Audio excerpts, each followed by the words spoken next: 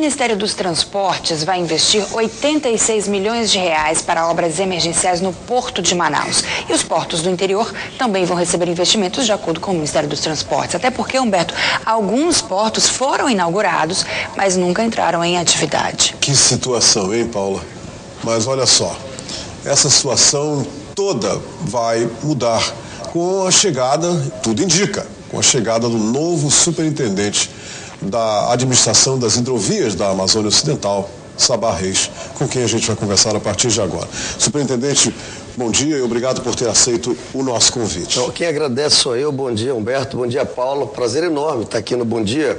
E apenas para que a gente possa fazer uma correção aqui. Na verdade, serão 86 milhões de reais ou um pouco mais na obra de revitalização do porto como um todo, visando os investimentos para a Copa do Mundo. Agora, emergencialmente, serão feitas algumas obras e que já estão sendo tomadas as primeiras providências com relação à situação que se encontra o porto.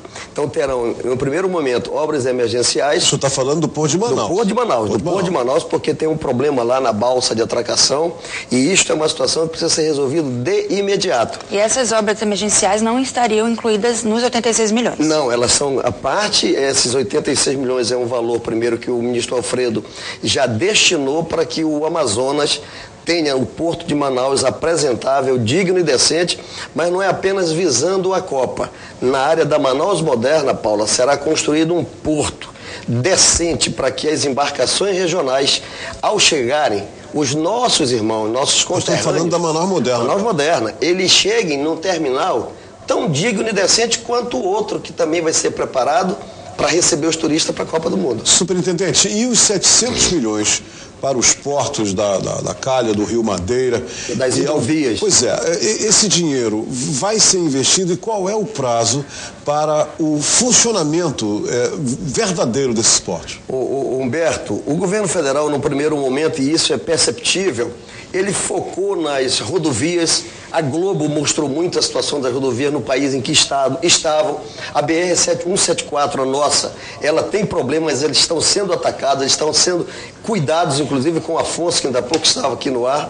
Depois investiu-se em ferrovia e agora o Pagô, que é o diretor nacional do DENIT, anunciou na semana passada em Manaus que agora é a vez das hidrovias. Essa guinada é em função da enorme importância que tem essas estradas fluviais que nós temos aqui na nossa região. E aí o Pagô anunciou que serão feitos investimentos na ordem de 670 milhões, Humberto. E você que é um homem que conhece a vida do nosso estado, isso nunca antes aconteceu. Então, pela primeira vez, nós vamos ter investimentos pesados nos rios que servem a nossa região, que Deus nos deu, Madeira, o Purus, todos os nossos rios, eles estarão tendo a mesma atenção de investimentos como está tendo na BR-319. Agora, com relação aos portos do interior, existe um calendário para que todas essas atividades sejam feitas e entregues à população, também como existe uma comissão que vai cuidar dessa questão do Porto de Manaus. Eu gostaria que você esclarecesse isso para a gente. Paula, semana passada o Alfredo criou uma comissão de transição que vai fazer essa travessia de volta, porque antes o Porto de Manaus estava delegado ao governo do estado. Só quem tem competência para administrar porto no país é a União, por conta de uma lei, mas ele pode delegar. E é o que foi feito com o Porto de Manaus há alguns anos atrás. O governo criou a SNPH, que passou a administrar esse porto e porto de Tabatinga, de Coari, de Parintins e Taquatiara. Esses portos retornarão ao governo federal. Nós já estamos com a transição. Isso é ponto pacífico, senhor. Isso é definido, é programa, isso é atitude, isso é programa de governo e é o governo federal. É bom que eu diga que isso não está acontecendo só aqui na nossa região.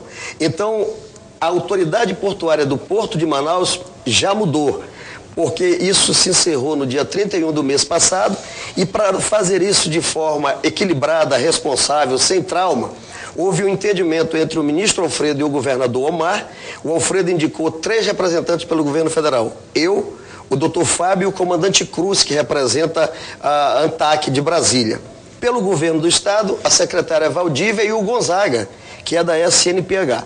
Terminada essa transição num prazo que vai até 90 dias, pode se dar antes, o Porto de Manaus estará definitivamente com a sua autoridade restabelecida por parte do governo federal. E junto vem o porto de Tabatinga, que é um porto importante, o de Quari, o de Itacoatiara, que tem uma função econômica enorme, e o de Parintins, que é a nossa terra, que daqui a 2 meses vai ter o festival. Eu estou indo segunda-feira à noite a Parintins, já que lá só está aterrissando o avião à noite, passo a terça-feira toda lá, junto com o Major do Exército e o Dr. Fábio, para que eu possa me inteirar de todas as condições do porto, porque até o festival eu terei 2 meses para montar a equipe, treinar, preparar o povo para que o porto possa estar 100% funcionando, principalmente no período do festival. Mas eu espero que o porto funcione no mesmo padrão do festival o tempo todo, porque não dá para a gente ficar maquiando as nossas responsabilidades. Superintendente Sabah Reis, muito obrigado pela entrevista e boa sorte na sua nova missão. Me ajudem, eu estou precisando. Obrigada, bom dia. Obrigado.